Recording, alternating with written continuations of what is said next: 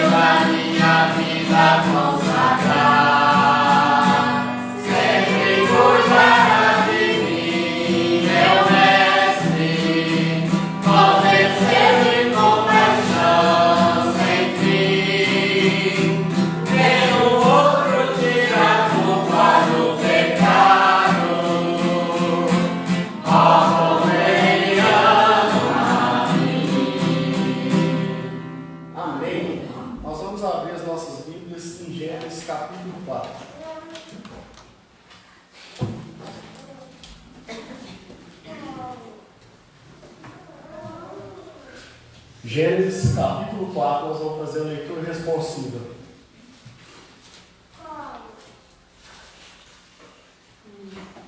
Todos acharam?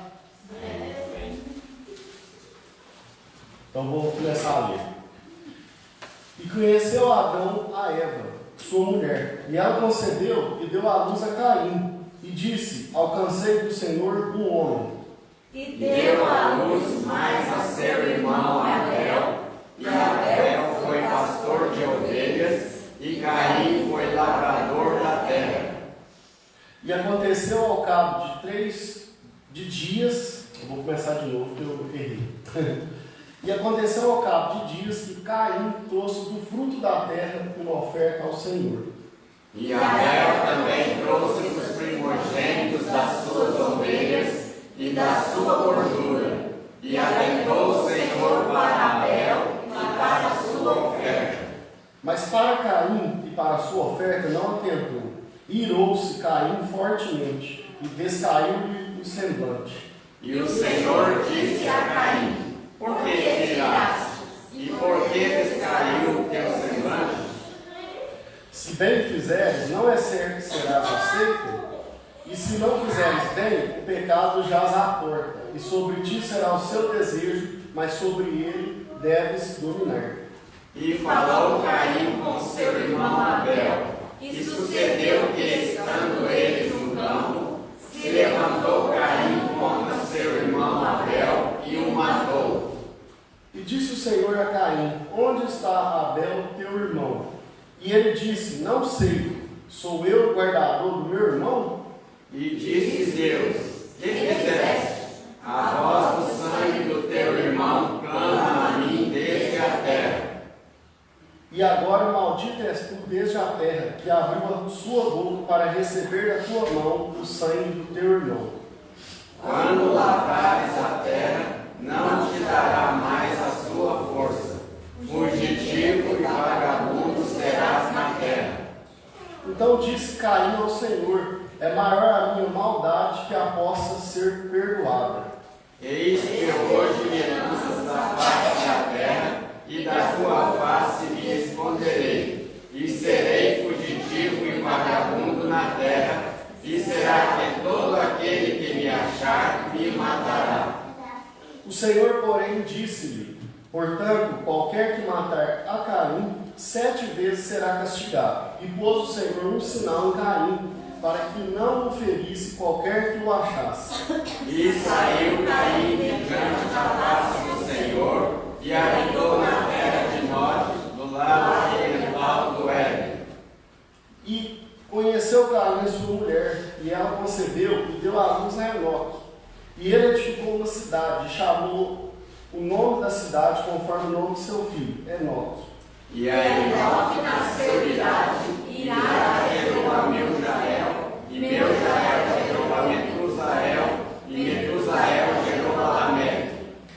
E tomou Lameque para si 2 mulheres, o nome de uma era Ada, e o nome da outra Zilá. E Ada deu à luz a Jabal. Este foi o pai dos que habitam em tendas e têm água.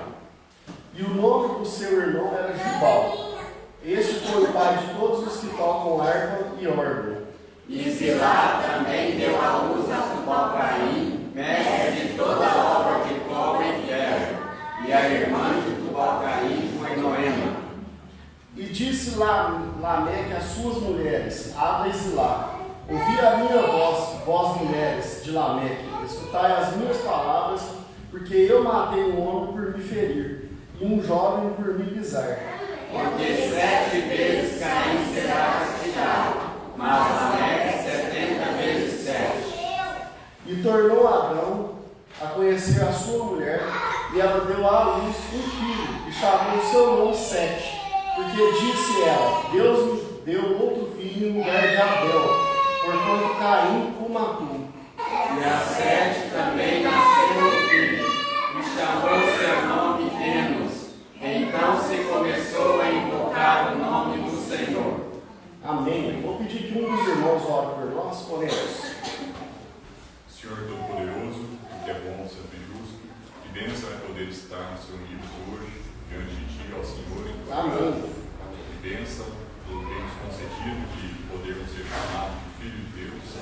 Obrigado, ó Senhor, por nossa saúde, por nossos trabalhos. Obrigado, ó Senhor, pelo alimento que nos dá todo dia, especialmente pelo alimento espiritual, que é a tua palavra. Abençoe, ó Senhor, a nossa reunião aqui hoje, nosso culto, nosso louvor a Ti, que permita que possamos fazer aquilo que é certo aos Teus olhos. Amém. Em nome de Jesus Cristo oramos. Amém. Amém. Nós vamos cantar mais um hino, irmãos. Cristo amado. 374.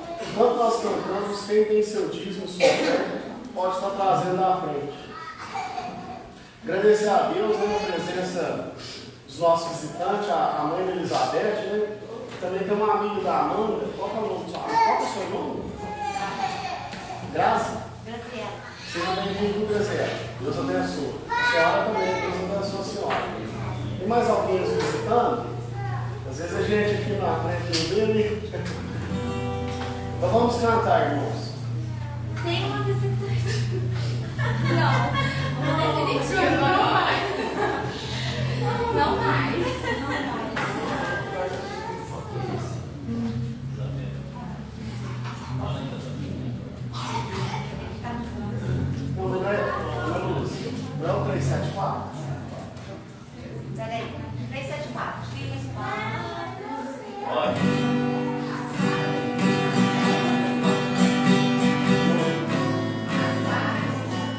É verdade. Temos a Sara também, né? Pela primeira vez na igreja, né? Deus abençoe a Sara também. Ela já estava vindo antes. Então ela não é visitante, todos sabem. Ela já está vindo à igreja há quase um ano já.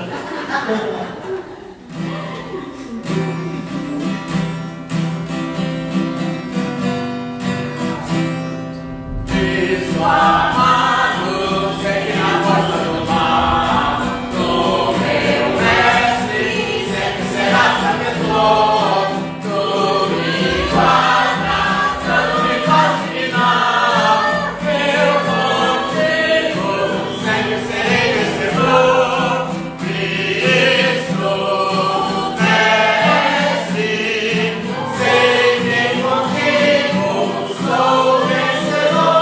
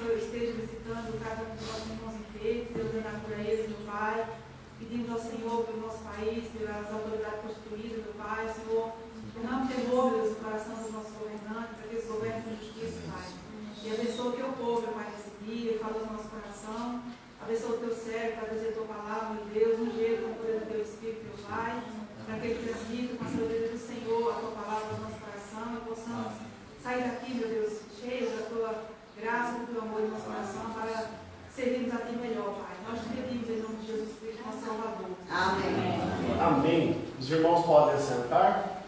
Hoje, além da escola dominical, é um culto especial, que é o culto de apresentação da Sara ao Senhor, né?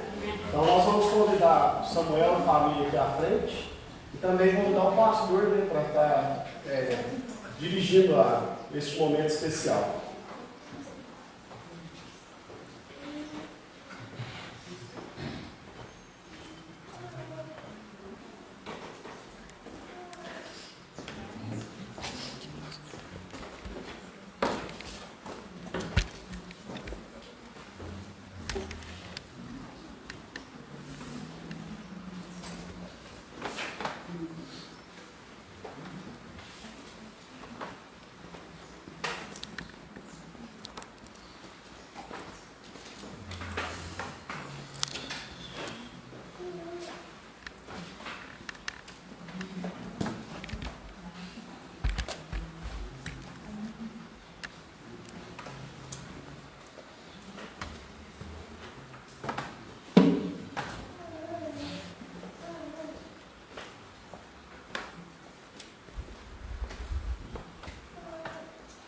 momento já estava sendo esperado, né? Com a chegada da Sara, nós estávamos na expectativa, um tempo, né, para apresentar esta vida preciosa ao Senhor. E louvamos a Deus, porque nós oramos para que ela viesse sadia e o parto corresse bem. Graças a Deus, tudo aconteceu conforme nós oramos e Deus, na sua graça infinita, abençoou. E nós estamos aqui nesta manhã para dedicar a vida da Sara ao Senhor. Essa é uma atitude dos pais, né? Uma intenção de Samuel e da Elizabeth de apresentar sua filhinha a Deus e consagrá-la ao Senhor por todos os dias da sua vida. A dedicação de uma criança significa que os pais se comprometem diante de Deus e diante da igreja de educá-la fielmente nos princípios, nos caminhos da palavra de Deus. É um compromisso diante do Senhor, um compromisso público de dedicar o filho ou a filha para que Deus possa usar esta vida, que Deus possa cuidar desta vida, que Deus possa abençoar, guardar, né? Nós vivemos num mundo tão atribulado, tão pecaminoso, tão cheio de ameaças. Então, trazer uma vida a este mundo, gerar uma criança, é uma grande responsabilidade, porque logo de início, quando pensamos em ter um bebê, nós já pensamos no ambiente em que ele vai viver.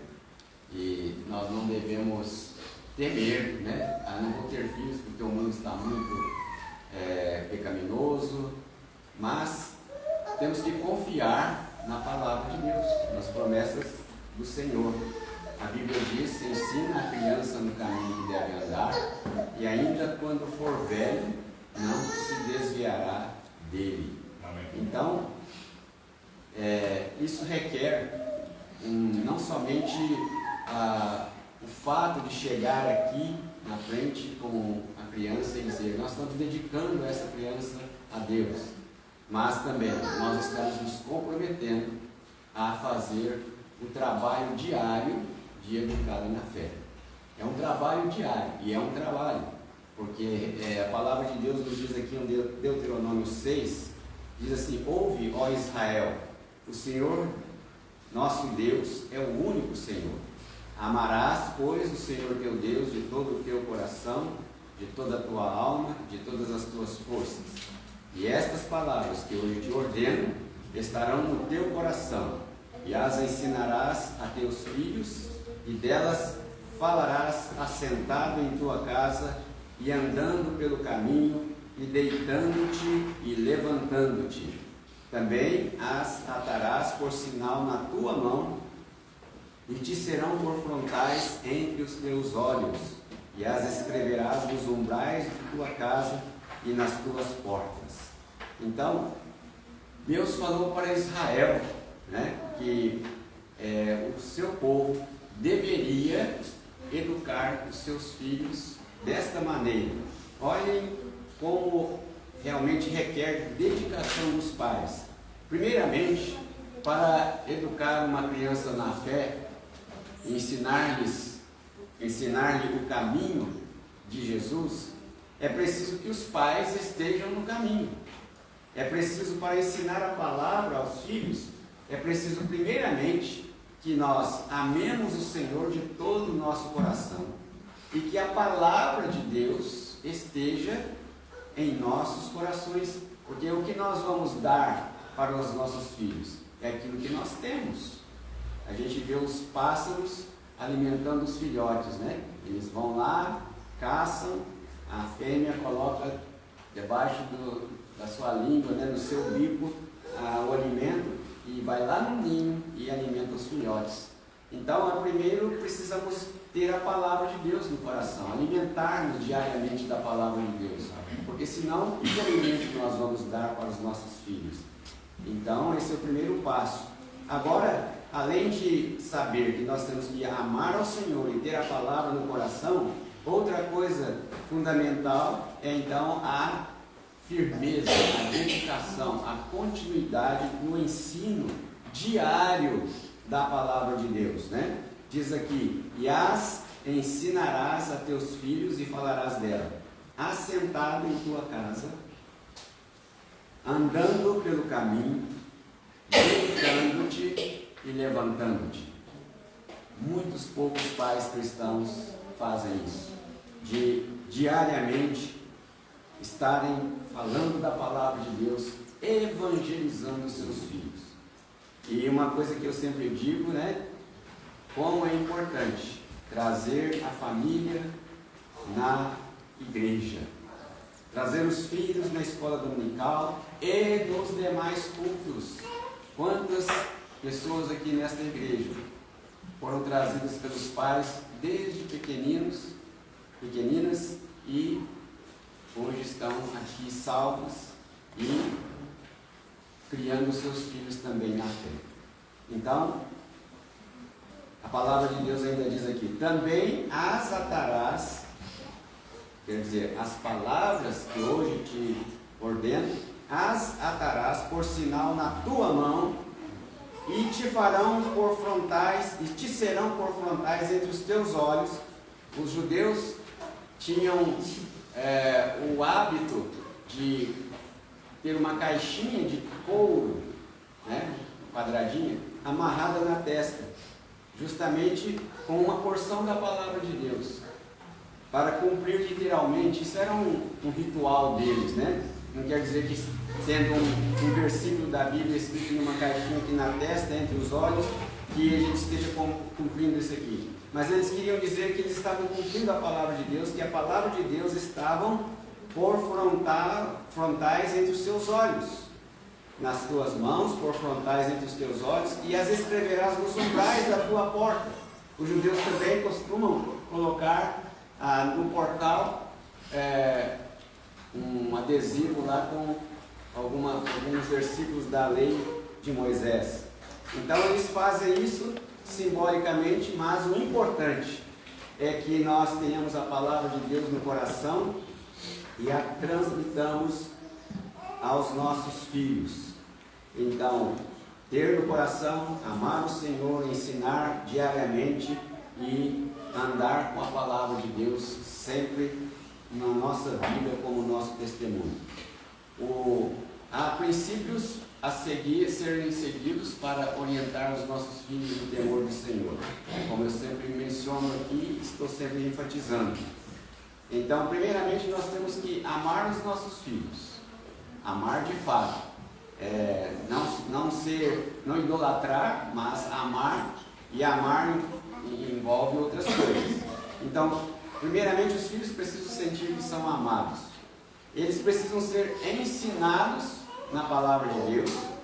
Juntamente com o ensino, eles precisam receber o nosso exemplo.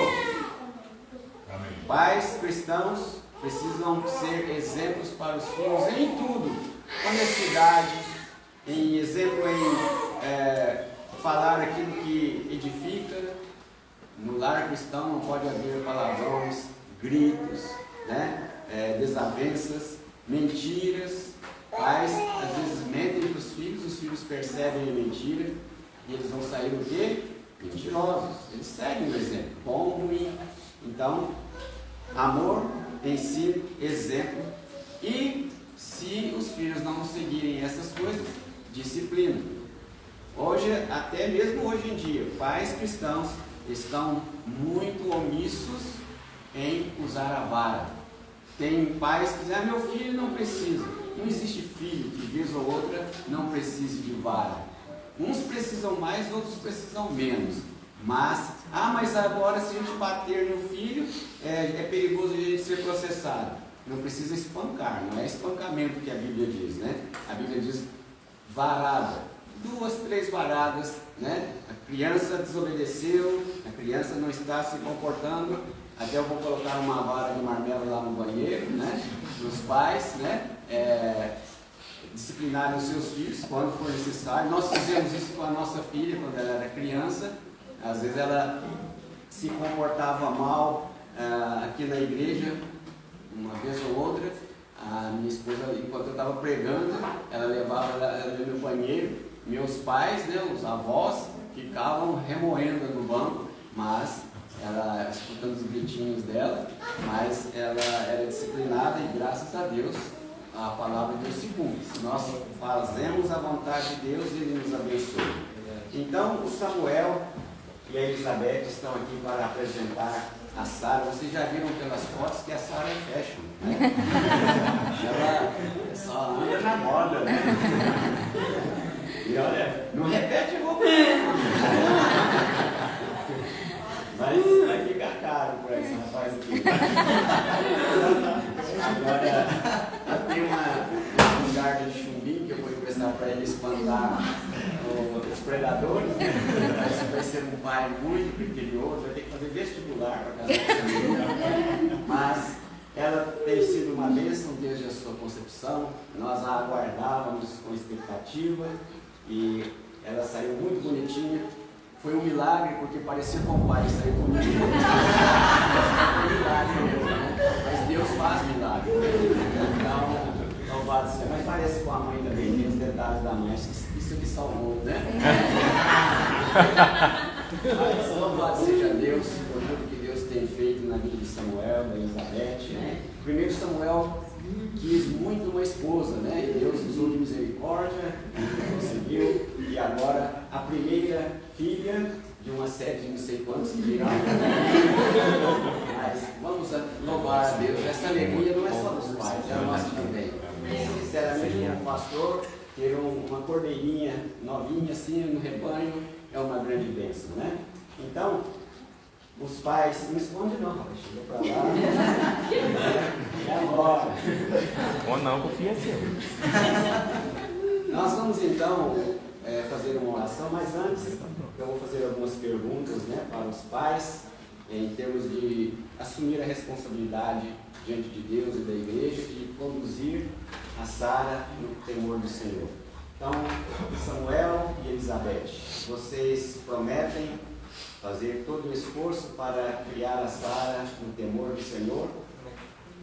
Vocês prometem diante de Deus e da igreja que vão dar um testemunho exemplar de vida cristã diariamente para ela no lar, em todo lugar?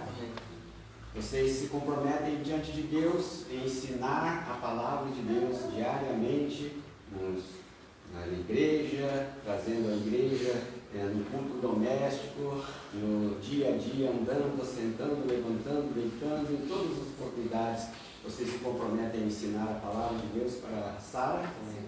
Amém. Então, conforme vocês estão prometendo, nós pedimos que Deus abençoe vocês nesse objetivo, né, de criar esta criança no temor do Senhor, no caminho de Deus, para que ela seja uma serva do Senhor.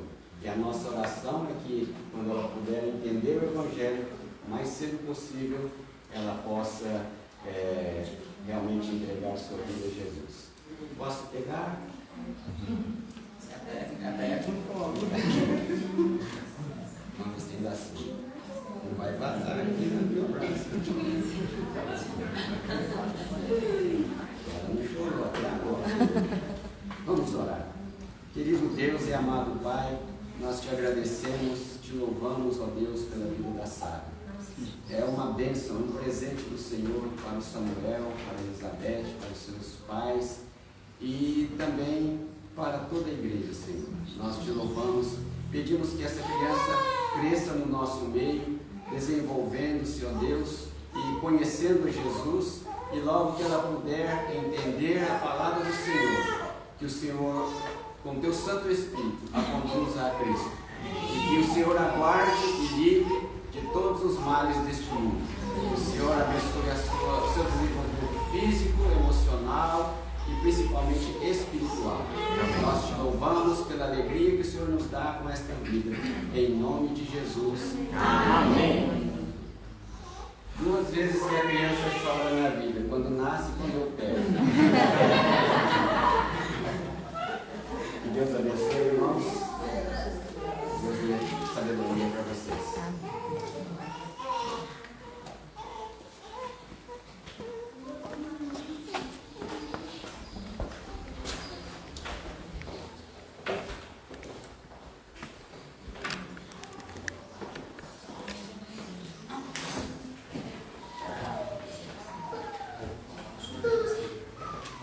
Irmãos, nós vamos passar uma lista aí. É uma lista de mantimentos para acampamento. Quem puder contribuir, você coloca o nome no mantimento que você vai poder ajudar. Tá bom? Então vamos participar. Aí lembrando, o acampamento começa no próximo sábado. Eu até, na verdade, tinha até perdido. E esse mês está passando rápido demais.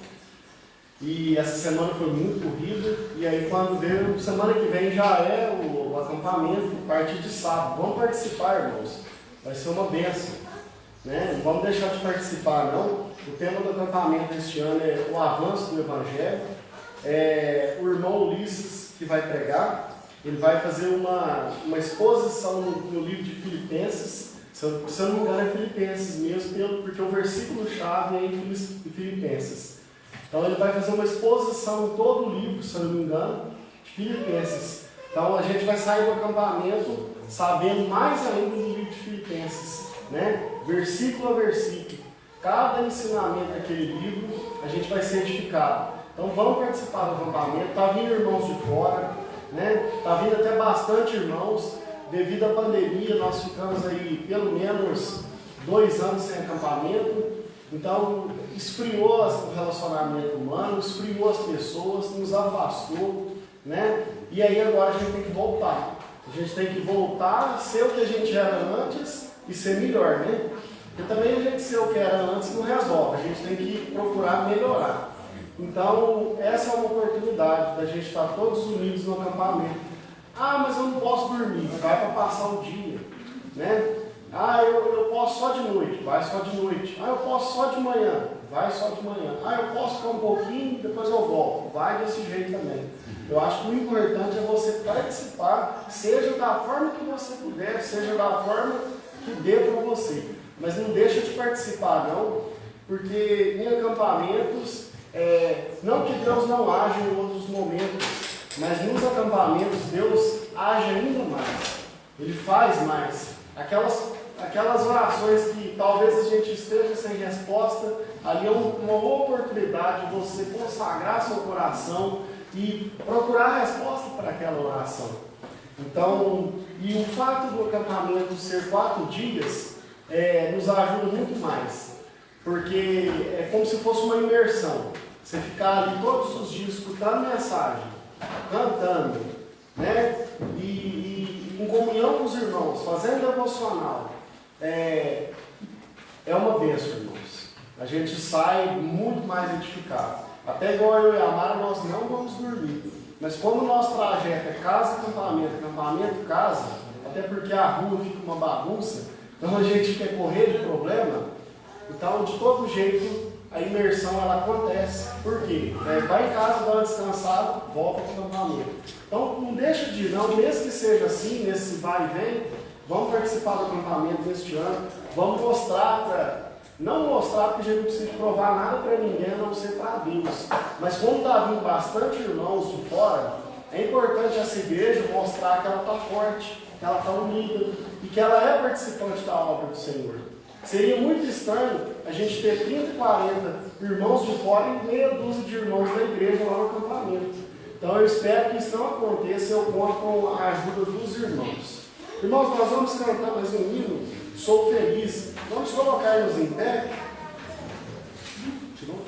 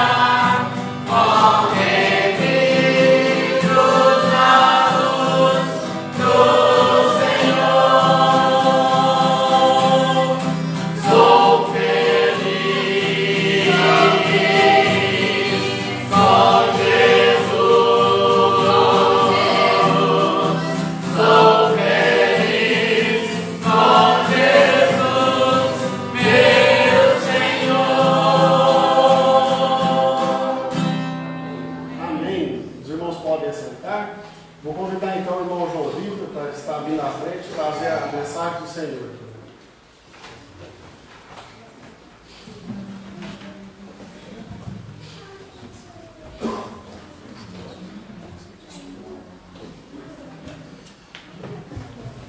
Bom dia, irmãos. Bom dia. Com grande alegria estar mais um final de semana aqui com vocês.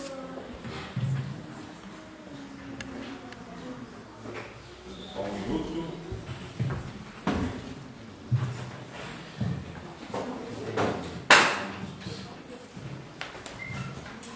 O tema da mensagem de hoje é: quem foi Maria, mãe de Jesus?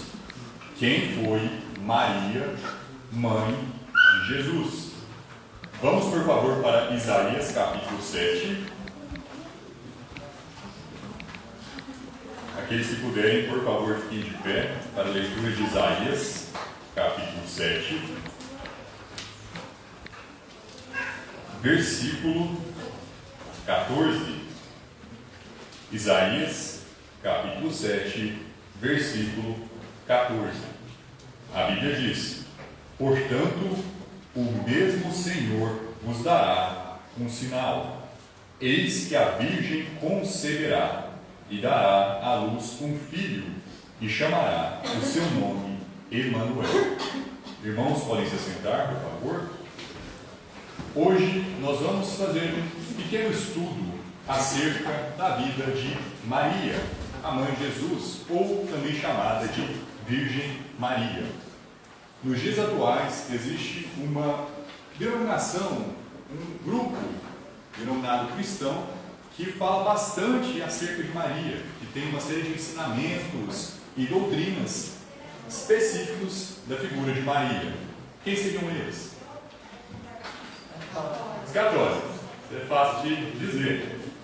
Inclusive, o catolicismo inclui uma série de dogmas, de ensinamentos fundamentais em sua religião acerca de Maria.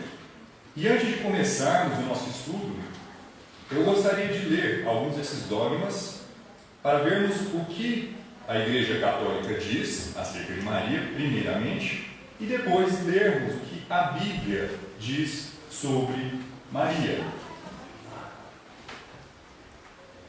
Eu vou tirar essas informações do site Canção Nova. Eu pesquisei dogmas marianos, foi o primeiro link, o primeiro site que apareceu. Ok? E aqui, antes de falar dos dogmas de Maria, o site apresenta uma descrição do que é um dogma. Alguém sabe dizer o que é um dogma?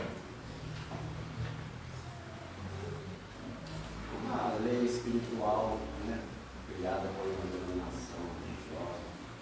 Então, é algo que é inerente àquela religião, uma coisa que é uma declaração, uma doutrina fundamental de uma denominação religiosa. Exato.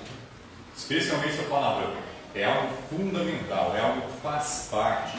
Esse próprio site diz, em outras palavras, estamos obrigados a acreditar.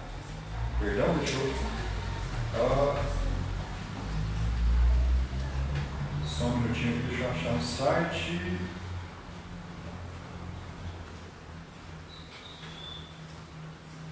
Para responder essa pergunta, quero fazer uma importante distinção. Uma coisa são as aparições da Virgem Maria aprovadas pela Igreja, outra coisa muito diferente são os dogmas definidos também pela Igreja a respeito de Nossa Senhora, os chamados dogmas marianos. Ele faz uma distinção entre ensinamentos do que são dogmas e do que são outros relatos católicos, e ele diz, acerca deles, os cristãos católicos não os podem negar. Negá-los significa contrariar a própria fé, portanto, não ser católico. Os dogmas não foram declarados para serem escolhidos. Esse eu aceito, aquele eu não aceito. Mesmo que você não compreenda, precisa submeter-se conscientemente. É um ato de confiança e de extrema humildade. Então, basicamente, o dogma é indiscutível. Você precisa crer no dogma para ser católico. É algo que os próprios católicos vão dizer. E quais são então esses dogmas, essas leis obrigatórias? É como se fosse como o pastor mencionou, uma doutrina fundamental. E discordar seria como dizer uma heresia condenável. Okay? Você não poderia ser salvo, ser católico, se você não crer nessas doutrinas. O site então menciona 4 importantíssimos dogmas marianos. O primeiro deles foi proclamado durante o concílio de Éfeso, no ano de 431. Então, 431 anos depois de Cristo, nós temos esse concílio, e afirmava a maternidade divina de Maria. Quer dizer, Maria é verdadeiramente mãe de Deus. É por isso que na oração de Ave Maria rezamos: Santa Maria, Mãe de Deus. Primeiro dogma, portanto, Maria é mãe de Deus. O segundo dogma mariano foi definido pelo Concílio de Latrão, em 649, que declarava a virgindade perpétua de Maria. Quer dizer que ela era virgem antes do parto e permaneceu virgem após o parto. A esse respeito, São Gregório Magno afirma lindamente que aquela virgem que deu à luz e, enquanto dava à luz, duplicava a sua virgindade. Primeiro, Maria é mãe de Deus. Segundo, Maria foi virgem para sempre. Antes de dar à luz a Jesus e depois de dar à luz a Jesus, permaneceu virgem por toda a sua vida. O terceiro dogma mariano foi solenemente pronunciado pelo Papa Pio em 1854 e sustentava a Imaculada Conceição de Maria. Em outras palavras, Maria nasceu sem pecado original. Diante dessa declaração de fé, podemos rezar aquela conhecida ejaculatória: ó Maria concebida sem pecado, rogai por nós que recorremos a vós. É interessante mencionar também que a Imaculada Conceição não diz respeito somente sobre o nascimento. É um dogma católico também que Maria permaneceu sua vida inteira sem nunca pecar. Deus a teria preservado, ela teria passado por toda a sua vida sem cometer nenhum pecado. Esse é mais um dos dogmas acerca de Maria. E o quarto e último dogma que veremos hoje foi definido em 1950 pelo Papa Pio e atestava que Maria foi assunta por graça de Deus ao céu, embora essa declaração tenha ocorrido somente no século XX. Desde o quarto século, os cristãos já produziam textos reconhecendo a assunção de Maria. O que quer dizer assunção? Alguém define essa palavra para mim? Elevado. Mas nesse contexto tem algo a mais. Eles não estão dizendo somente que Maria foi arrebatada, como outras figuras, como Elias e Enoque foram. Eles estão dizendo que Maria subiu aos céus em corpo. Ou seja, Maria ressuscitou em corpo e subiu aos céus, assim como Jesus fez. Então, um dogma católico é que no céu, hoje em dia, nós temos duas figuras que foram ressuscitadas: Cristo e Maria. Então, esses são os 4 dogmas marianos. São verdades que não podem ser negociadas de acordo com a Igreja Católica. Isso é o que a Igreja Católica ensina sobre Maria. Mas, o que a Palavra de Deus ensina sobre Maria? Vamos para Lucas capítulo 3. Lucas capítulo 3. Lucas capítulo 3, versículo 23. Lucas capítulo 3, versículo 23. O meu objetivo hoje é, na medida do possível, analisar o máximo de versículos que falam acerca da vida de Maria. Por questão do tempo, não vamos poder ler todos, porém, eu acredito que vamos ver as histórias diferentes. Porque, igual, a Bíblia fala Mateus, Marcos, Lucas e João de histórias, a mesma história, mas de pontos de vista diferentes. Então, vamos olhar histórias que são encontradas em um momento e não necessariamente vamos estar lendo em Mateus, Marcos e Lucas. Histórias exclusivas, por assim dizer, de Maria. Em Lucas capítulo 3, nós temos a genealogia de Maria. A Bíblia nos dá 2 genealogias no Novo Testamento. Uma em Mateus, acerca de José, e outra em Lucas capítulo 3, acerca de Maria. Algumas pessoas têm dúvidas acerca de qual é José de fato, porque aqui menciona José também. Mas vamos fazer essa leitura dessa genealogia e posteriormente eu vou explicar o porquê que é mencionado o nome de José. E este mesmo Jesus estava começando os 30 anos, sendo como se cuidava filho de José, e José de Eli, e Eli de Matã, e Matã de Levi, Levi de Melqui, e Melqui de Janaí, e Janaí de José, e José de Matatias, e Matatias de Amós, e Amós de Naum, e Naum de Esli, e Esli de Nagai, e Nagai de Maté, e Maté de Matatias, e Matatias de Semei, e Semei de José, e José de Jodá, e Jodé de Joanã, e Joanã de Rezá, e Rezá de Zorobabel, e Zorobabel de Salatiel, e Salatiel de Neri. Quem foi Zorobabel? Alguém pode me dizer? Ou algum livro em que Zorobabel é mencionado por nome? Exato. Ele é mencionado nesse período de Esdras, de Neemias. Nós temos o profeta também Zacarias associado à figura de Zorobabel. Ele é da descendência real de Davi.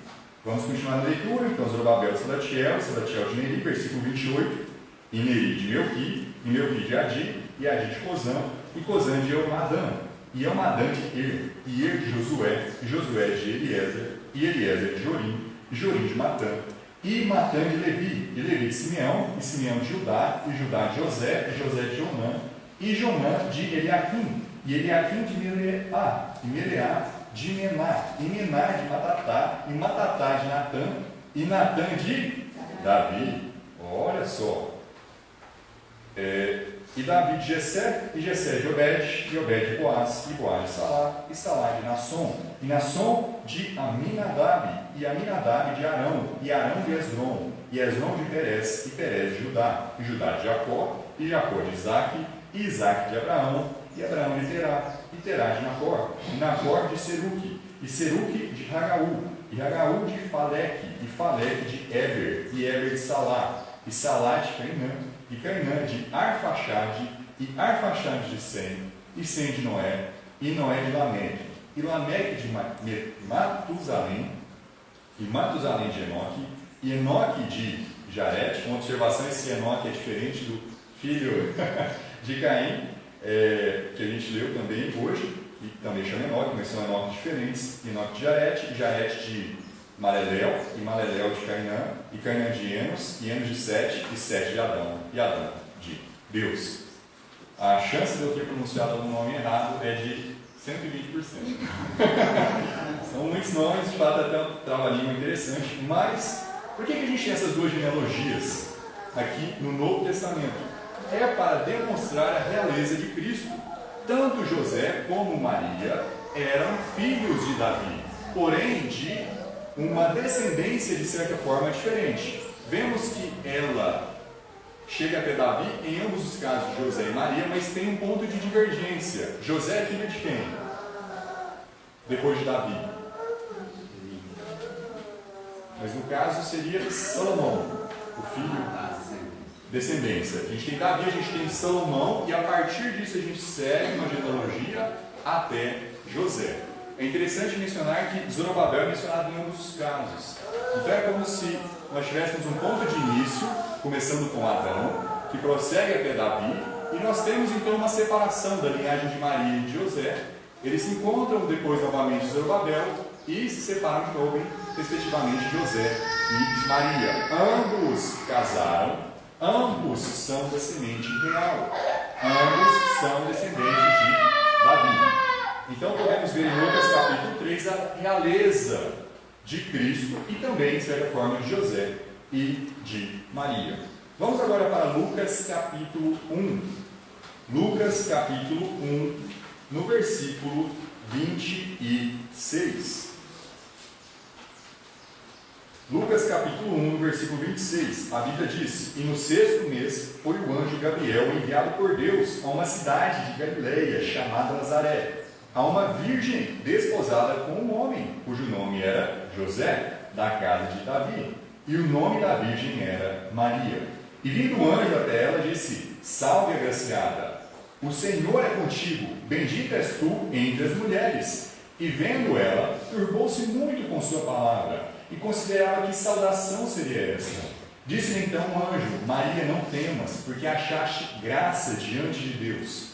E eis que em teu ventre conceberás e darás à luz um filho, e chamarás o seu nome Jesus. Este será grande e será chamado Filho do Altíssimo. E o Senhor Deus lhe dará o trono de Davi, seu pai, e reinará eternamente na casa de Jacó, e o seu reino não terá fim. E disse Maria ao anjo: Como se fará isto, vindo que não conheço homem algum? O que Maria está dizendo aqui é que ela ainda é virgem. É um tipo de frase que a Bíblia utiliza para se referir a esse ato do homem se deitar com a sua mulher. Conhecer. Adão conheceu sua esposa Eva. Ou, por exemplo, em Sodoma e Gomorra, nós temos os homens de Sodoma dizendo a Ló para trazer os homens para fora para que eles possam os conhecer. Você está falando de: olá, tudo bem? E cumprimentar. É outro tipo, é um eufemismo que está se referindo ao ato de uma pessoa se deitar com outra. Já que eu mencionei Adão e Eva, por que a genealogia é de Maria, mas menciona José? Deus chama Eva de Adão. Hoje em dia, não é um costume as esposas tomarem os segundos nomes de seus maridos? Não é algo relativamente comum. Na Bíblia nós temos até casos onde a esposa tomaria o primeiro nome. Então, uma maneira de referir ao marido e à mulher poderia ser somente através do primeiro nome do marido. Adão e Eva, Adão. José e Maria, José. Por isso que nós temos o nome de José tanto em Lucas 3 como também em Mateus, mas são genealogias diferentes. José é da figura de Salomão e Maria de Natã. Ok? Então vamos continuar aqui a leitura no versículo 35. Maria era virgem até este momento. E respondendo o anjo disse-lhe: Descerá sobre ti o Espírito Santo, e o poder do Altíssimo te cobrirá com a sua sombra. Por isso também o santo que de ti há de nascer será chamado Filho de Deus. E eis que também Isabel, tua prima, concebeu um filho em sua velhice, e é este o 6º mês para aquela que era chamada estéril, porque para Deus nada é impossível.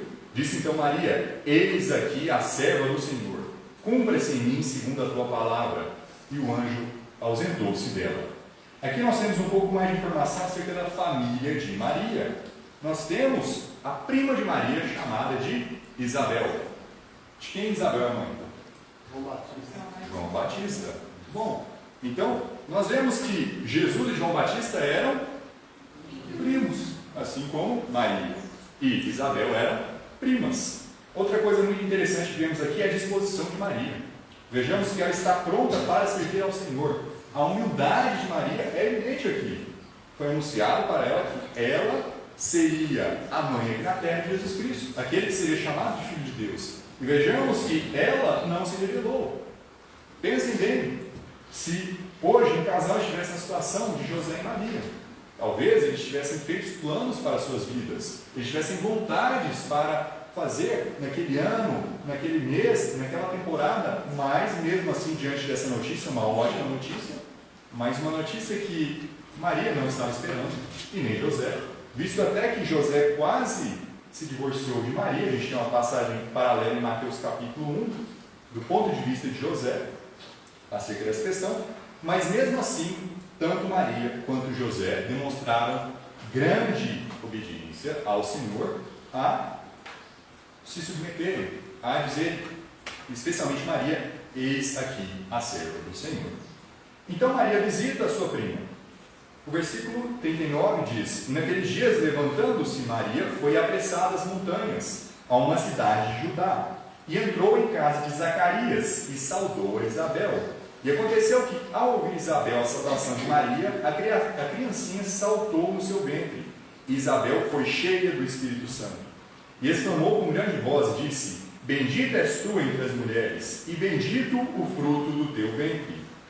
E de onde me provém isso a mim, que venha visitar-me a mãe do meu Senhor? Pois eis que, ao chegar aos meus ouvidos a voz da tua saudação, a criancinha saltou de alegria no meu ventre. Bem-aventurada que creu, pois hão de cumprir-se as coisas que da parte do Senhor lhe foram ditas.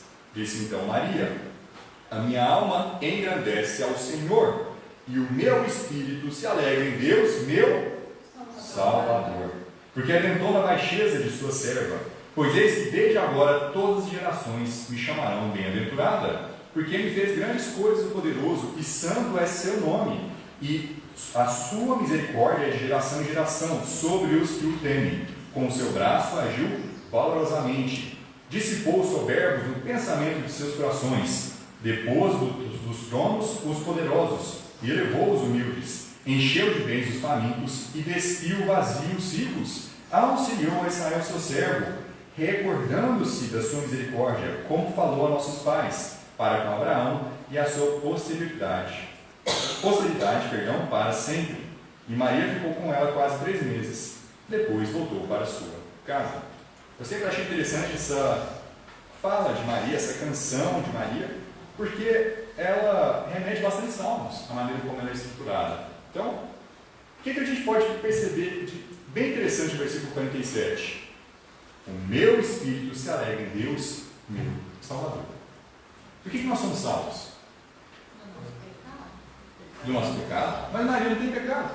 Por que ela precisa de Salvador? Curioso. Por que Maria precisa de um Salvador se ela não esteve em risco de ir para o inferno? Se ela nasceu e viveu sem nenhum tipo de falha. Interessante, vamos manter esse pensamento em mente. Maria chama Deus de seu Salvador. Vamos agora para Lucas capítulo 2. Lucas capítulo 2.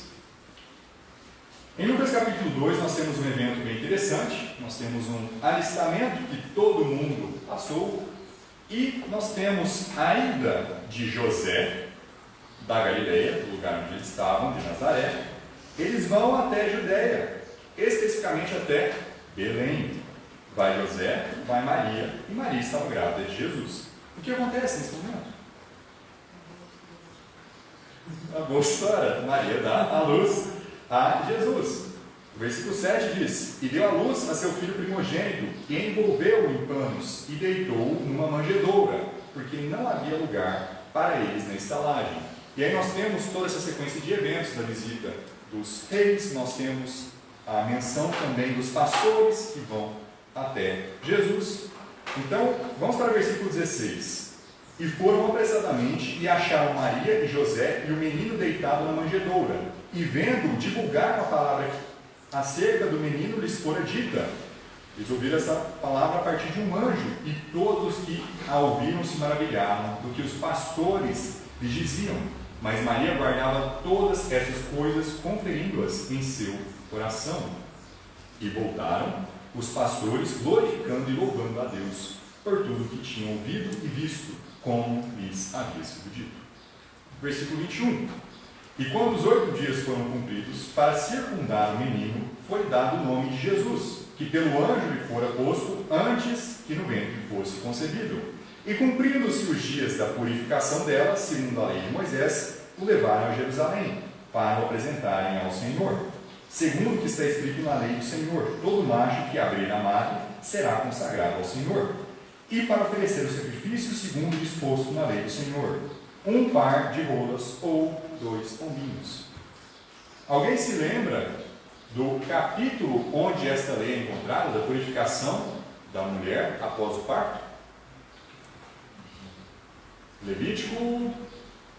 Alguém arrisca? Eu tenho aqui na minha colinha. Levítico capítulo 12. Nós temos aqui, então, a menção acerca do sacrifício que as mulheres, após o seu tempo de purificação, deveriam realizar. E o que é interessante acerca de Maria ter sacrificado um par de rolas ou 2 pombinhos? Que nessa lei, especificamente, a mulher deveria sacrificar um par de rolas se ela não tivesse recursos suficientes para realizar o sacrifício padrão de purificação. O que isso indica, então? O status social de Maria e de José. Por mais que ambos fossem da semente real, eles não eram pessoas que viviam em castelos, eles não eram pessoas que tinham uma vida extremamente luxuosa. Não, eles tinham uma vida simples, eles eram pessoas humildes. E seguindo aqui a história, nós temos Simeão, vendo Cristo, nós temos a profetisa Ana também. Mas vamos para o versículo 41. As coisas vão começar a ficar bem evidentes agora. Ora, todos os anos iam seus pais a Jerusalém, à festa da Páscoa, e tendo ele já 12 anos, subiram a Jerusalém, segundo o costume do dia da festa, e regressando eles, terminados aqueles dias, ficou o menino Jesus em Jerusalém, e não o soube José, nem sua mãe. Pensando, porém, eles que viria de companhia pelo caminho, andaram o caminho de um dia, e procuravam entre os parentes e entre os conhecidos. Imagine o desespero dos pais. Andaram um dia. Cadê Jesus? Onde que foi parar? Ah, está com um parente. Não, está com outro. Não, onde que está? Então, é de se imaginar que eles passaram por um momento de grande preocupação.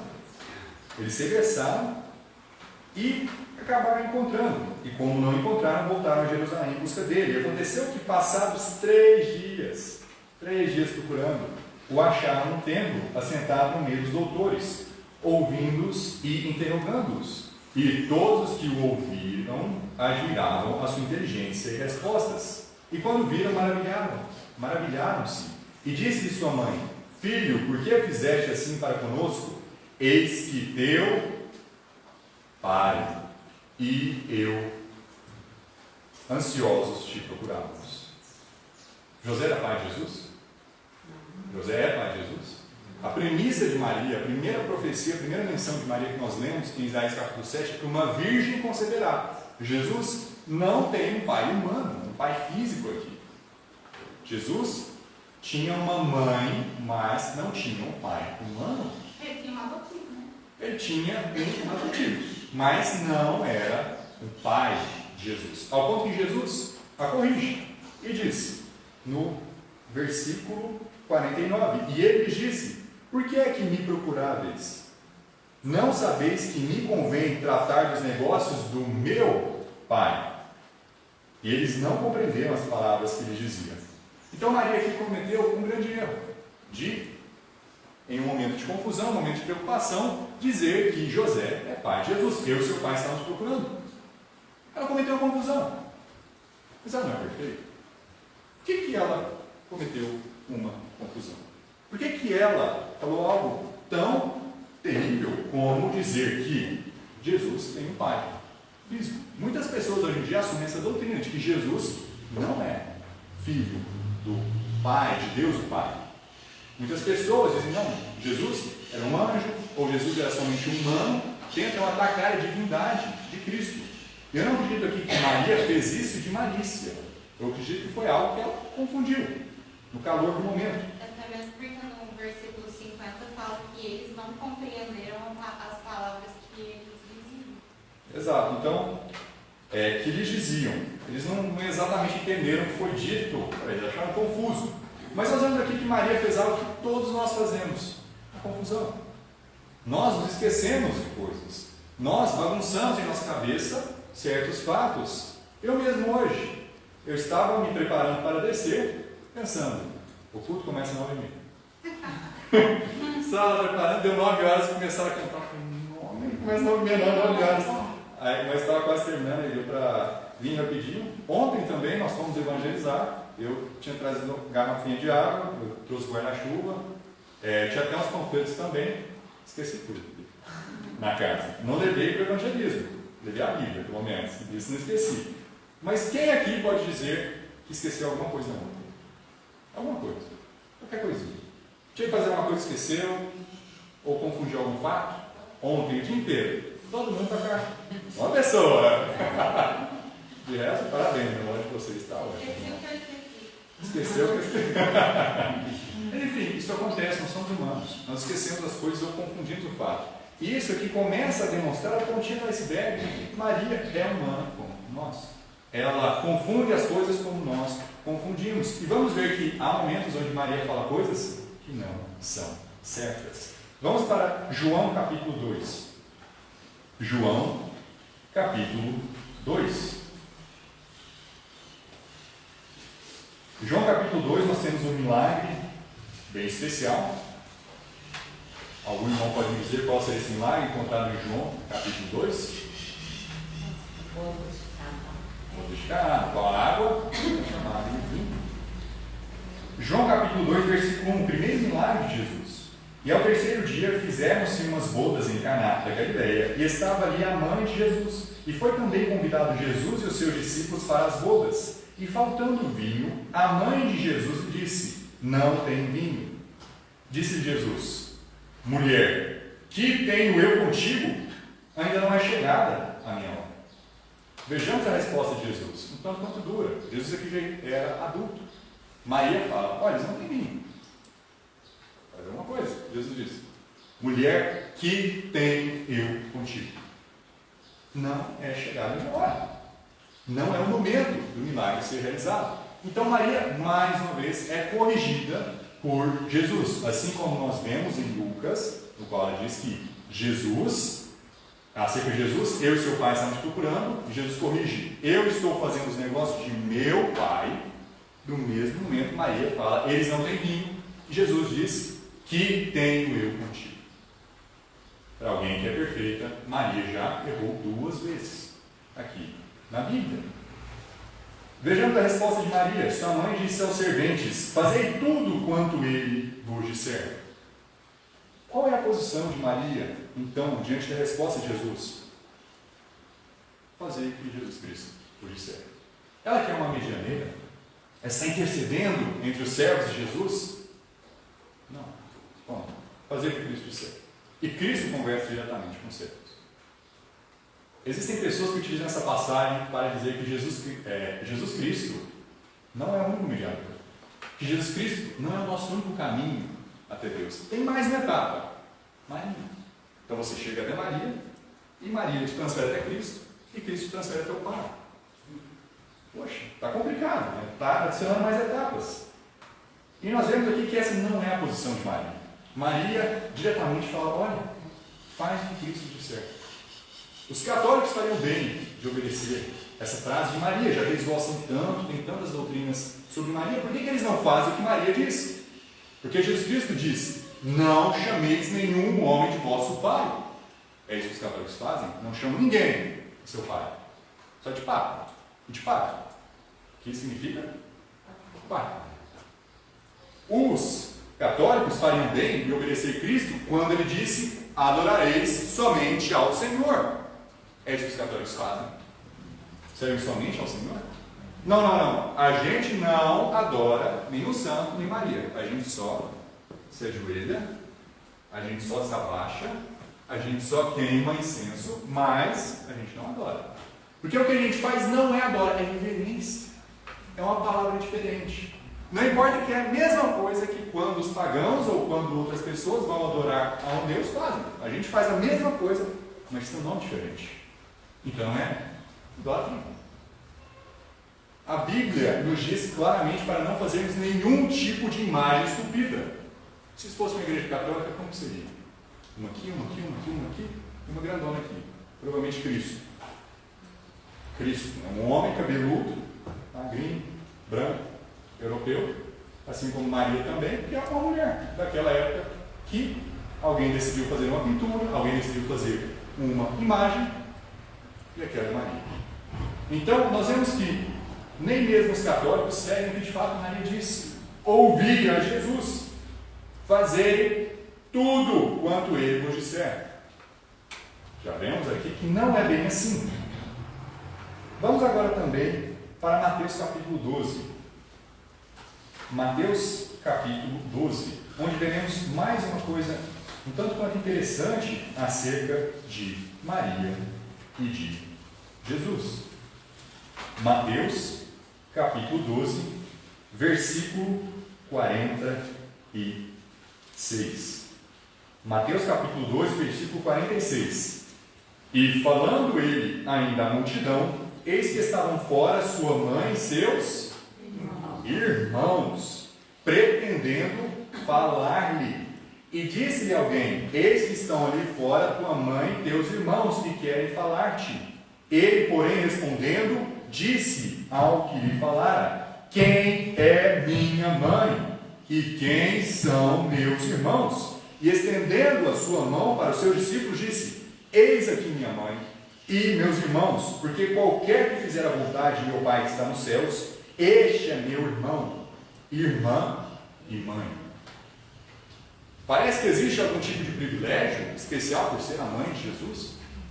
Mas Maria deu à luz a Cristo. De fato, ela foi muito abençoada, sem dúvida alguma. Sem dúvidas, ela é um exemplo de uma mulher cristã, mas ela não é perfeita. Por que ela estava fora? Por que ela não estava presente com os discípulos de Cristo?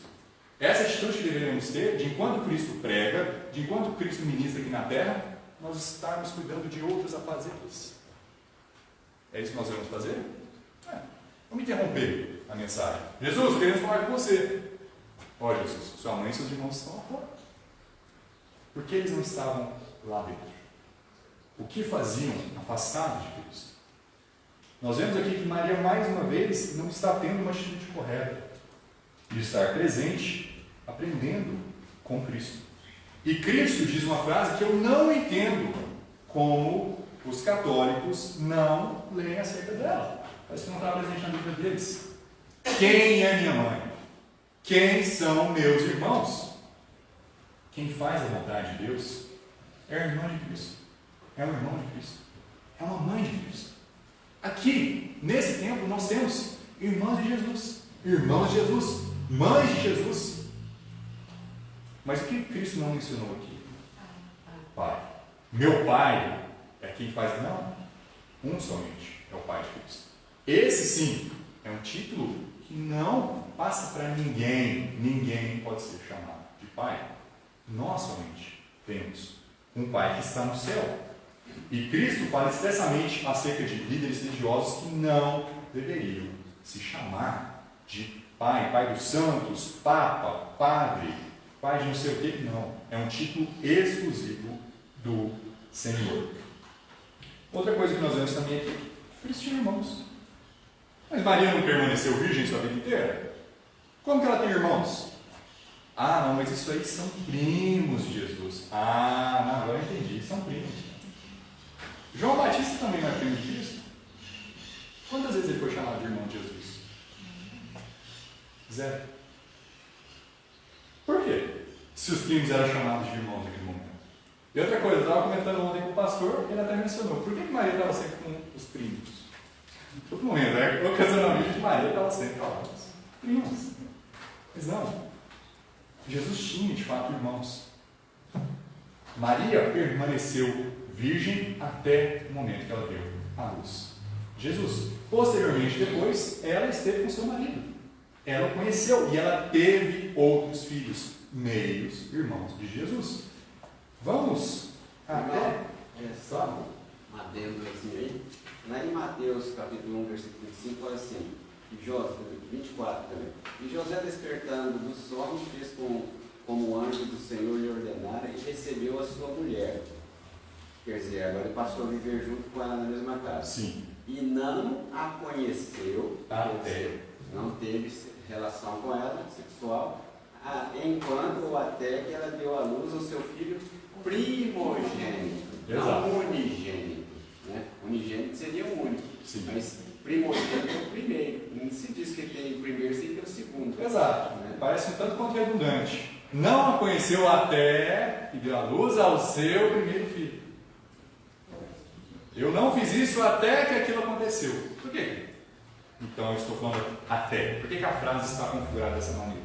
O que quer dizer que até Maria dar à luz, ela não se deitou com José. Depois se deitou. Depois teve outros filhos. Ao ponto que, se formos para João capítulo 7, vemos mais uma menção dos irmãos de Jesus. Vamos para João capítulo 7. João capítulo 7, versículo 1.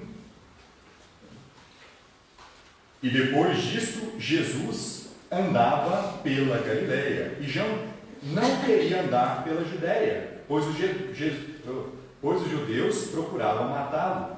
E estava próxima a festa dos judeus, a dos tabernáculos. Disseram-lhe, pois, seus irmãos: sai daqui e vai para a Judéia, para que também os teus discípulos vejam as obras que fazes, porque não há ninguém que procure ser conhecido que faça coisa alguma em oculto. Se fazes estas coisas, manifesta-te ao mundo, porque nem mesmo seus primos, nem mesmo seus irmãos criam nele. Em Gálatas capítulo 1, o apóstolo Paulo fala também. Dos outros apóstolos não encontrei nenhum. Saulo, Tiago, irmão do Senhor. São muitos irmãos para primos. Por que a Bíblia não fala em nenhum momento o primo de Jesus? Porque eles não são primos. São meio-irmãos de Cristo. E outro ponto muito importante. A Bíblia fala que nós devemos louvar, venerar e adorar Maria? Não. De maneira alguma. Inclusive, nós temos uma pessoa na Bíblia que tentou exaltar a figura de Maria. Vamos para Lucas capítulo 11. Lucas capítulo 11.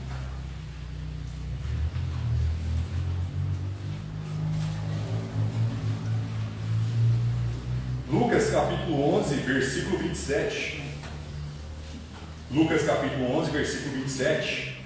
A Bíblia diz: E aconteceu que, dizendo ele estas coisas, uma mulher dentre a multidão, levantando a voz, disse: Bem-aventurado o ventre que te trouxe e os peitos em que mamaste. Mas ele disse: Antes, bem-aventurados os que ouvem a palavra de Deus e a guardam.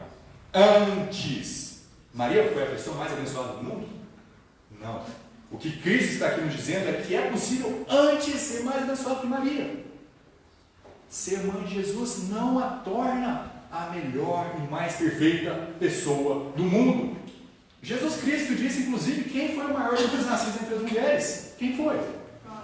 João Batista. Não foi Maria. Por que Jesus não respondeu? Foi minha mãe. Porque ela não é.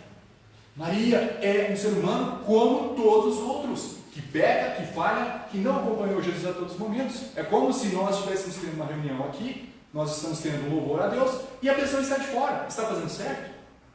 Não. Se pode estar aqui, se não há algum motivo que o impeça da saúde, se não está aqui servindo a Deus, se não está fazendo parte do programa, se não está no evangelismo, se não está orando, se não está fazendo o que Deus ensina, peca. E Maria não estava junto da multidão, estava fora, com seus outros filhos. Maria não é a pessoa mais abençoada do mundo, pois aquele que faz a vontade de Deus, hoje em dia, existem mulheres hoje em dia que podem ser mais abençoadas que Maria. Não é uma tarefa fácil, mas é possível, porque Maria não é essa deusa que os católicos a tratam como. Se você, enquanto eu pesquisava mesmo acerca dessas doutrinas, tinha uma série de pinturas, ilustrações católicas. Tem um pai, tem um filho e tem Maria. Os católicos acreditam no Trindade, no quarteto. Quarteto fantástico. Pai, Filho e Espírito Santo e Maria, a eterna Virgem. E Maria, a nossa mãe, a Nossa Senhora. Quando que a Bíblia utiliza essa nomenclatura? Nunca. Nossa Senhora, nossa mãe. Se é que alguém chamava Maria de nossa mãe, eram os filhos dela, Jesus e seus irmãos. Então nós vemos que, dentre toda essa série de dogmas católicos, quantos são verdadeiros? Zero. Nenhum.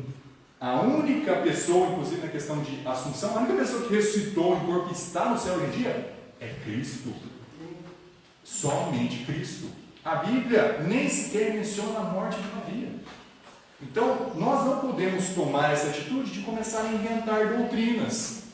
Ah, mas eu acho que foi assim. Por que você acredita nisso? Porque o Papa, não sei o que, no ano de 1950, falou, na época de Cristo, né? Um apóstolo de Cristo, 1950.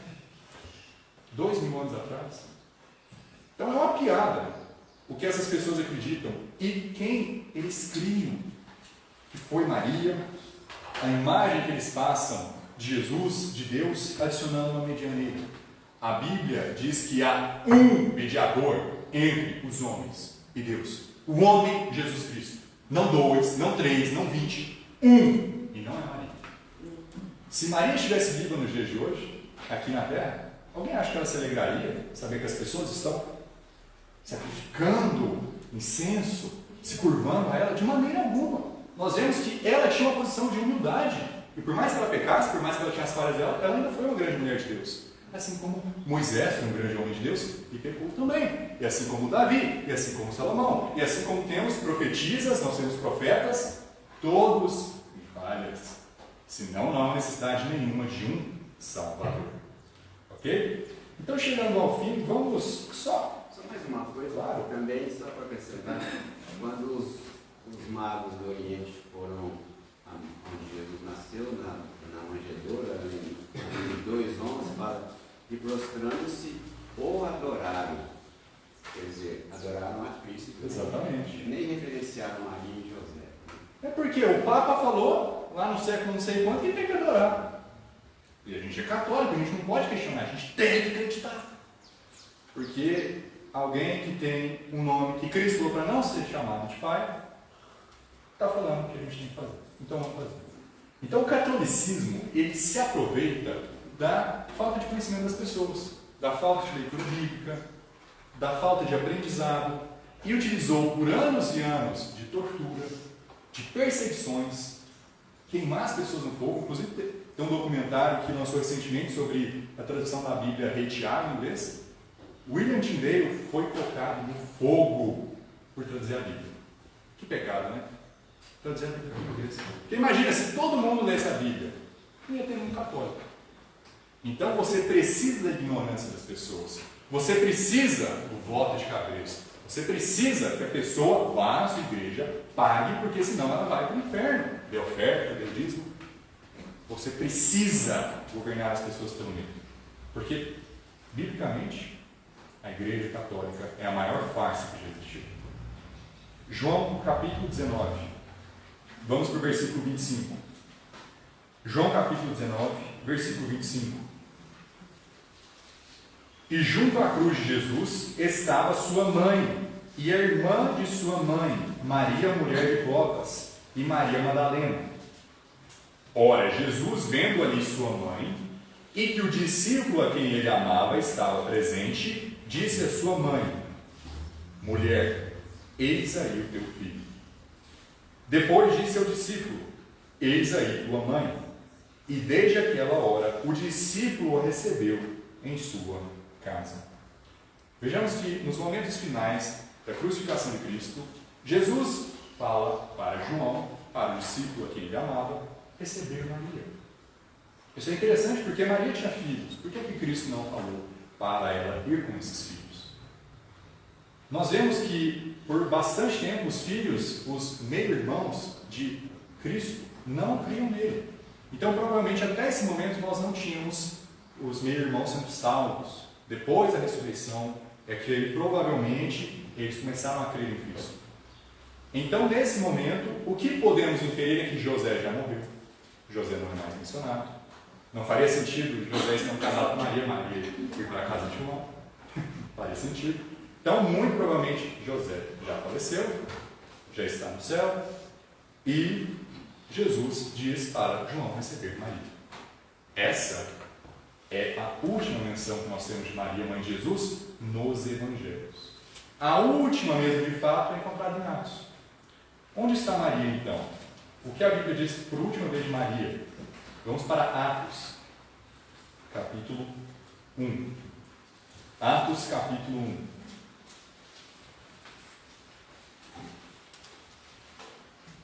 Atos, capítulo 1, versículo 12. E tendo Maria cumprido sua missão aqui na terra, como intercessora e mãe de Deus, ascendeu aos céus depois de ter ressuscitado. Está na Bíblia de vocês isso? Não. Nem na minha. Lembrando agora. Então, a Bíblia tem como última menção de Maria, versículo 12. Então voltaram para Jerusalém, do monte chamado das Oliveiras, o qual está perto de Jerusalém, a distância do caminho de um sábado.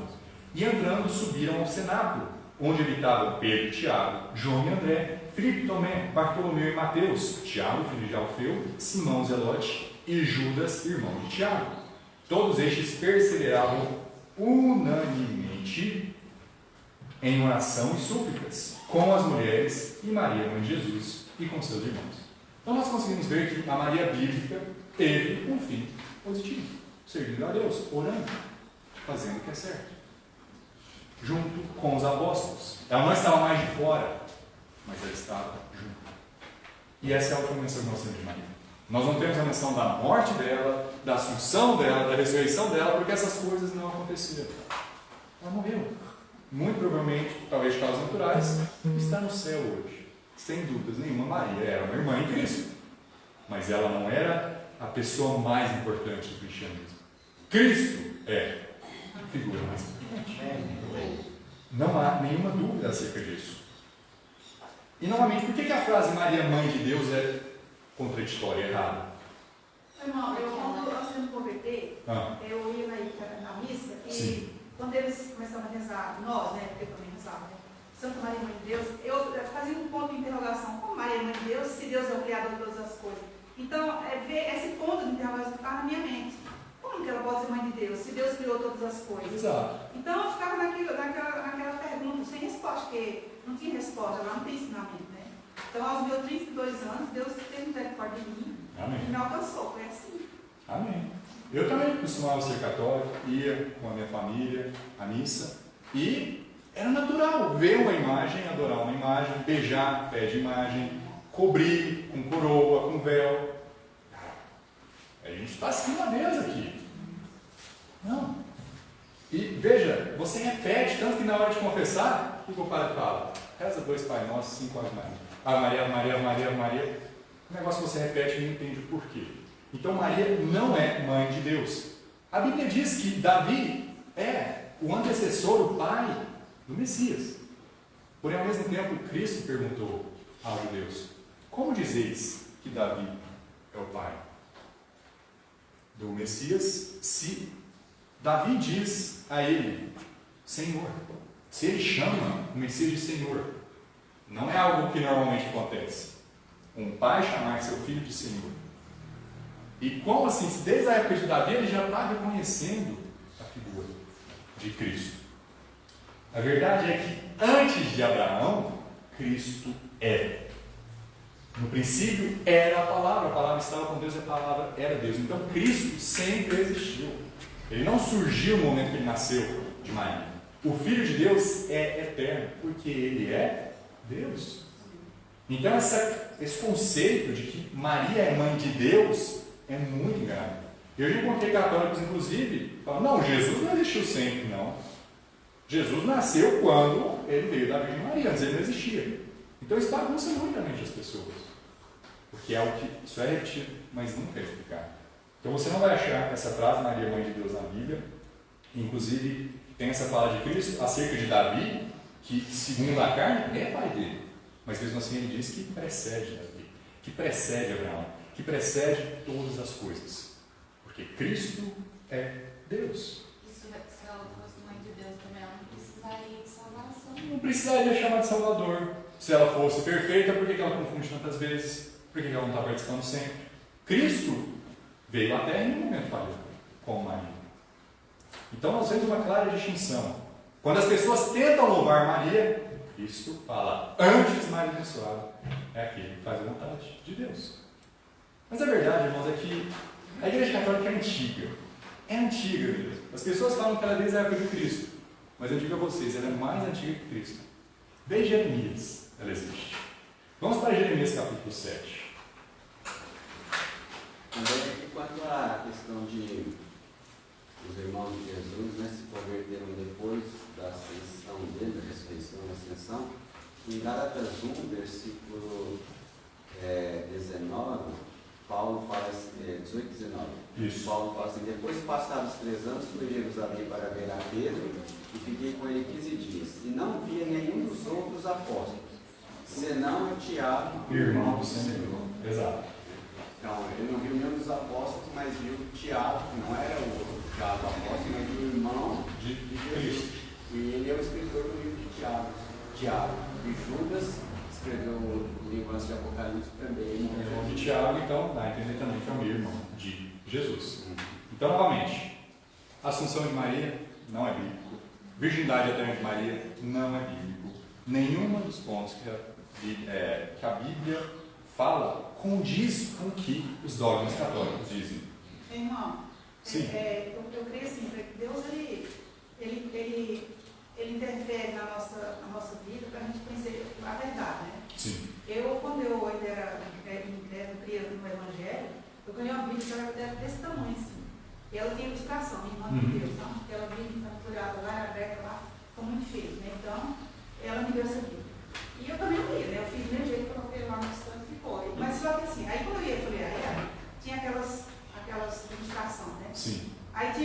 Cristo lá crucificado, aí eu olhava no rodapé, tinha um versículo, e eu veio e estava ali, realmente, contando ali a história, né?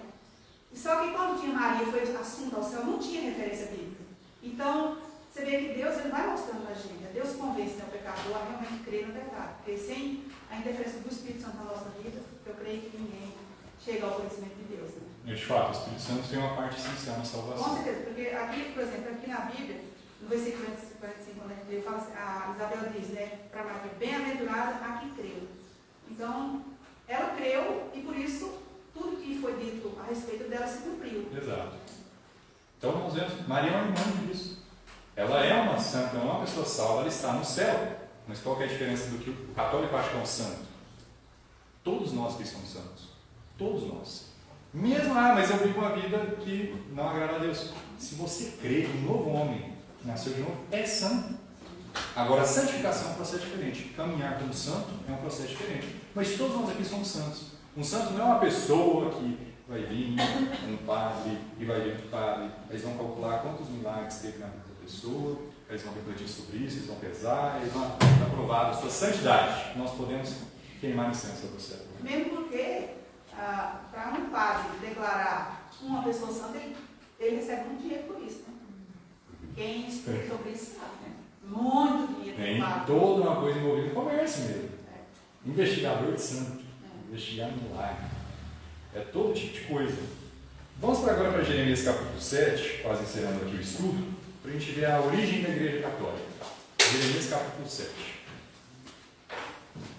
Versículo 18. Jeremias capítulo 7, versículo 18. Sabia que um dos títulos de Maria é Rainha do Céu, segundo a Igreja Católica? Jeremias capítulo 7, versículo 18. Os filhos apanham a lenha, e os pais acendem o fogo, e as mulheres preparam a massa para fazerem bolos à Rainha dos Céus, e oferecerem libações a outros para me provocarem a ira. Acaso é a mim que eles provocam a ira, diz o Senhor, e não a si mesmos, para a confusão dos seus rostos? Portanto, assim diz o Senhor Deus: eis que a minha ira e o meu furor se derramarão sobre este lugar, e sobre os homens, e sobre os animais, e sobre as árvores do campo, e sobre os frutos da terra, e acender-se-á, e não se apagará. Deus está adorando aqui, está achando muito bom o culto à Rainha do Céu. Ele só vai destruir tudo por conta dos pecados da idolatria do povo.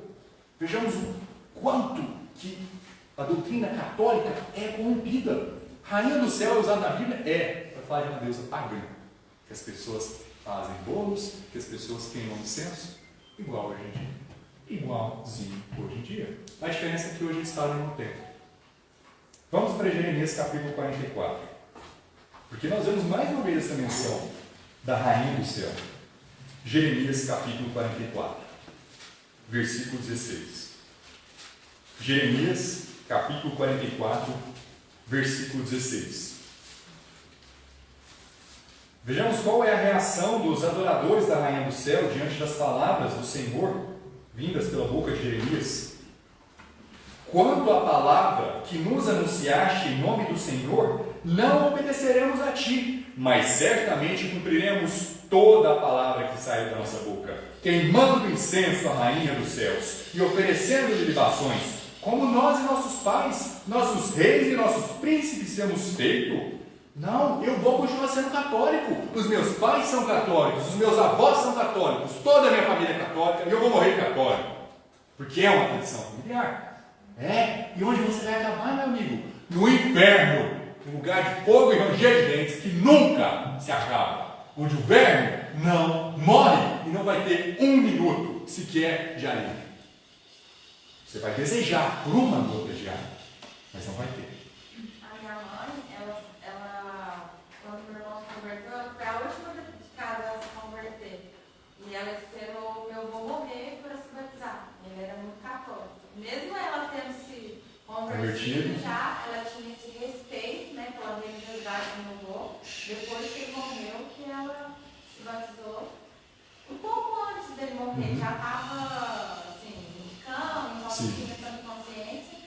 Um pouco antes ela falou, não vou esperar mais não, vou me batizar. Mas ela estava esperando ele morrer para poder se batizar. Aí um pouco antes ela falou, não, batizar. Você batizou? O catolicismo é uma coisa social. É a religiosidade. É. Igual você já Toda pegou, família. a palavra está aqui e a gente tem que buscar. E eu fui católica por muitos anos e o meu irmão brigava com ele quando ele se converteu. Meu avô mesmo achava um absurdo ele ir para outra religião, porque todo mundo da nossa família era católico. Então era um absurdo, um absurdo. E é a religiosidade mesmo, que existe, inclusive, não só na igreja católica. Tem muitas pessoas religiosas que se dizem cristãs, protestantes e que não leem a palavra de Deus. Tem muita gente que nasce e cresce na igreja, seja presbiteriano, batista, não conhece a palavra de Deus. Vive ignorante É do que Deus diz. religiosidade, que não pode estar acima da palavra. Faz algo só para ter um lugar para ir, faz algo só para ter contato, ter convívio. Tem gente até que é crente, é salvo, vai para outra igreja por conta disso. Sim. Para ter um contato, aquela igreja, vai mais gente naquela igreja, vai o prefeito, vai aquela igreja não sei quem, vai o advogado não sei quem, a figura não sei o que, então eu vou ir também. Vou conversar com eles daqui, a gente começa a ficar amigo, vai que eu preciso de algum favor. Está todo mundo indo. E não é fácil, quando a gente se converte, a família inteira é de outra religião.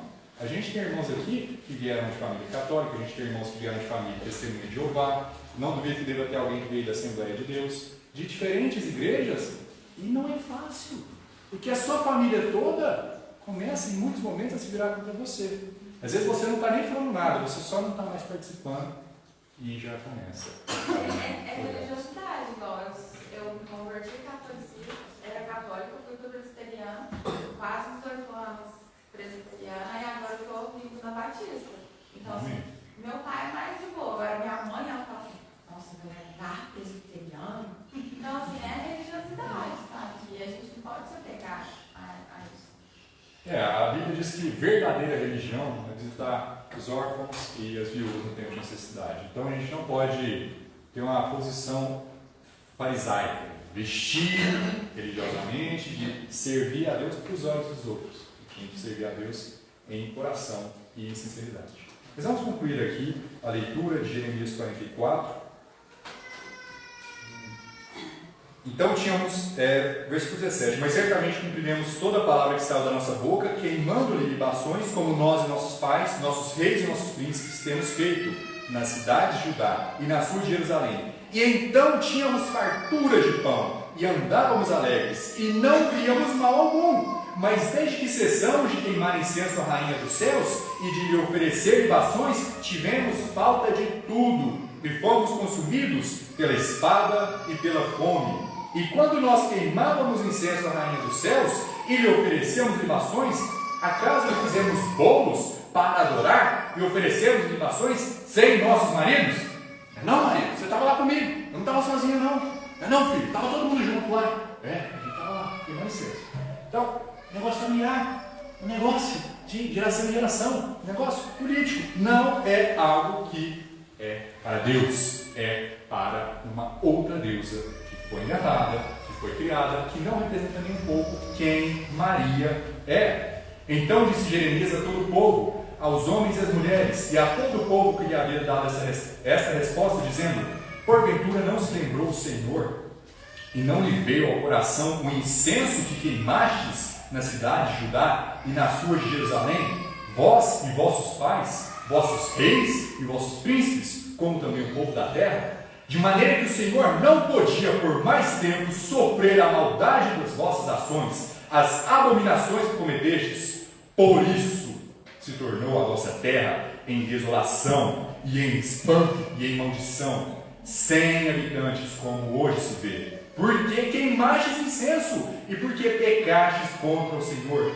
e não obedecestes a voz do Senhor e na sua lei e nos seus estatutos e nos seus testemunhos não andastes. Por isso vos sucedeu este mal, como se vê neste dia. E é isso que vai acontecer com o Brasil, é isso que vai acontecer com a nossa nação, é isso que vai acontecer com as famílias que queimam incenso a outros deuses, que servem a outros deuses. O julgamento de Deus virá. E pode vir em toda a escala sobre todo o país, como foi na terra de Israel, ou pode vir localmente na casa dessas pessoas. Então, irmãos, eu estou pregando aqui acerca disso não porque eu odeio católicos, não porque eu quero que os católicos vão para o inferno, não. Eu quero que eles sejam salvos, eu quero que eles se tornem irmãos em Cristo. E se nós não pregarmos contra a falsa religião, se nós não evangelizarmos, se nós não odiarmos todo o falso caminho, odiar a mentira, odiar a falsa doutrina, não o católico perdido, não o testemunho de Jeová perdido, não o pentecostal perdido, odiar a falsa doutrina, que leva todos os dias centenas e centenas, se não milhares de pessoas para o inferno. Isso só vai mudar se nós evangelizarmos, se nós pregarmos a verdade e fizermos a nossa parte para ganhar o máximo de pessoas para Cristo. Porque se não fosse por um outro irmão que pregou o evangelho para a gente não ia estar aqui hoje.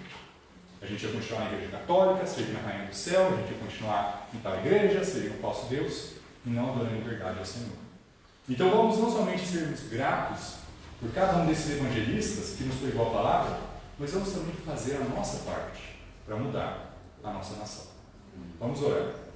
Senhor Todo-Poderoso, Criador do céu e da terra, muito obrigado ao Senhor por termos ouvido o Evangelho, muito obrigado pela Tua palavra, muito obrigado ao Senhor por nos ter perdoado de todos os pecados, Senhor. Obrigado por ter nos dado a vida eterna, que é somente pela fé, que nunca, Senhor, podemos perder, pois Cristo dá a sua vida por suas ovelhas e nunca nos oferecer. Obrigado ao Senhor por ter feito com que as escamas caíssem de nossos olhos e permita que possamos ter esse zelo, esse amor, essa compaixão por aqueles que ainda não creram em Ti, sejam familiares, sejam amigos ou sejam desconhecidos, que possamos pregar a Tua palavra para que a nossa nação não seja destruída pelos pecados do povo. Em nome de Jesus Cristo, oramos. Amém. Amém.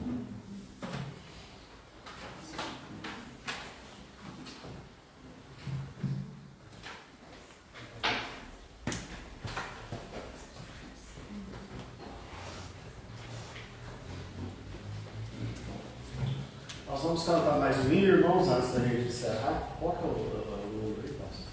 247. 247.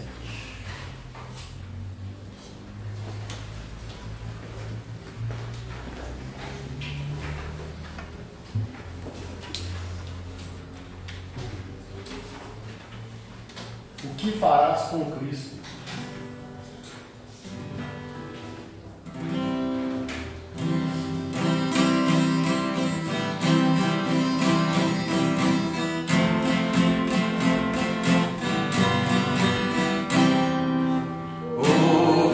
Farás com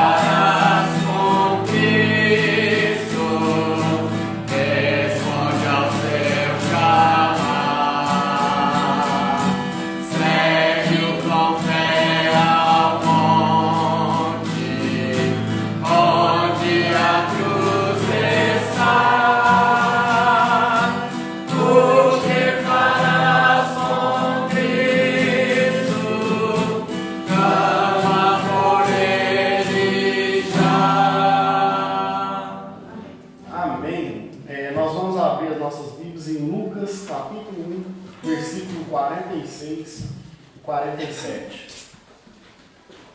Lucas 1, 46 e 47. Todos acharam?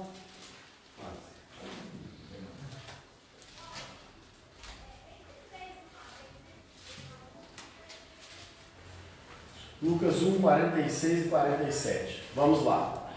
Disse então Maria: a minha alma engrandece ao Senhor, e o meu espírito se alegra em Deus, meu Salvador. Lucas 1, 46 e 47. Podem sentar, irmãos. As crianças não voltaram, né? Cadê vocês, crianças? Então vamos ouvir o relatório. Hoje tivemos 8 crianças, 34 jovens e adultos, total 42 pessoas. Aniversariantes da semana, dia 3, o senhor Antônio Pereira. Antônio Pereira. O irmão Antônio Pereira não está aqui, né? Não. Vamos orar então, irmãos. Nós vamos orar pelo irmão Antônio Pereira e também eu vou aproveitar e encerrar a escola dominical. Oremos. Querido Deus e amado Pai, nós queremos, ó Deus, te agradecer, ó Pai, pela tua palavra, ó Deus, pela bênção que foi, ó Pai, estarmos aqui, ó Deus, pela consagração da Sara ao Senhor, ó Pai, que o Senhor esteja salvando a alma dela, assim que ela puder ter compreensão da tua mensagem, ó Deus, que o teu Espírito, ó Pai, toque o seu coração, ó Pai, e os mensageiros, ó Pai, possam falar e ela crer no Senhor. Amém. Senhor, ó Deus, esteja com o irmão Antônio Pereira, Pai, onde ele estiver agora, Deus, que o Senhor esteja abençoando a sua vida, Pai, sua saúde, ó Deus, a sua, tudo, ó Pai, que ele faz, ó Deus, o seu lar, sua esposa, seus filhos, ó Pai, cuida desse irmão, guarda ele, ó Pai, esteja com ele a todo instante, ó Pai, livrando ele de todos os maus, ó Pai, e agora, ó Deus, que o Senhor esteja conosco, ó Pai, cada um que está aqui nesta manhã, ó Pai, tem um desejo no seu coração, ó Pai, tem um pedido, ó Deus, de oração, tem alguma dificuldade que está enfrentando, ó Deus, algum problema, ó Pai, que o Senhor esteja nos visitando, ó Pai, nos livrando de todo mal, ó Deus, nos fortificando na graça do Senhor Jesus, ó Pai, que o Senhor também esteja com os nossos familiares, ó Pai, salvando eles, guardando eles, ó Pai, livrando eles do mal nas estradas, no dia a dia, no trabalho, seja no que fizer, ó Pai. Mas principalmente, ó Deus, além do Senhor abençoar nossas vidas, nossos familiares, nós queremos que o Senhor salve, ó Pai, a nossa família, ó Deus, que eles possam também crer no Senhor Jesus, ó Pai. Senhor, os ajuda, ó Pai, e abençoa, ó Deus, os nossos visitantes, ó Pai, que estão aqui nesta manhã, ó Deus. O Senhor também sabe, ó Pai, aquilo que está nos seus corações, ó Pai, que o Senhor esteja visitando eles, abençoando a vida deles, ó Pai, falando com eles, ó Deus, mostrando, ó Pai, qual é a tua vontade sobre a vida deles, ó Deus.